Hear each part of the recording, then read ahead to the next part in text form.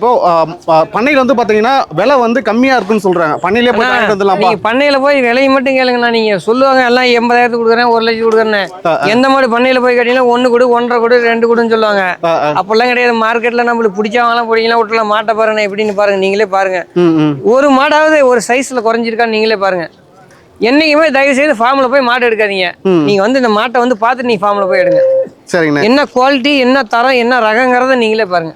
சரிங்க. இப்போ பண்ணையில வந்து பாத்தீங்கன்னா ஒரு கொஞ்சம் மாடு தான் வச்சிருப்பாங்க. பட் அது வந்து மாட்டு பண்ணை அப்படின்ற மாதிரி கொஞ்சம் மாடு தானே இருக்கு. அதுக்கு நான் வீட்டுக்கு போனா விற்கணுங்கிற அவசியமே கிடையாது. நான் உங்களுக்கு பொறுமையா வித்துலான்னு வச்சிருப்பாங்க. மார்க்கெட் கொண்டு வந்துட்டா அவங்க வண்டி வாடகை செலவு எல்லாம் கணக்கு போடுவாங்க. கொண்டு வந்துட்டு விற்காத போனா அவங்களுக்கு தான் நஷ்டம்னா.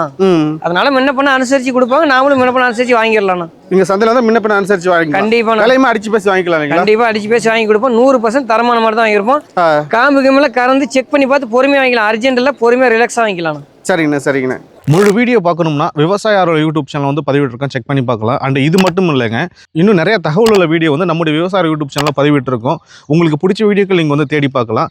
விவசாய யூடியூப் சேனல் ஃபேஸ்புக்கில் இருக்குது, இன்ஸ்டாகிராமில் இருக்குது, யூடியூப்பில் இருக்குங்க. நன்றிங்க.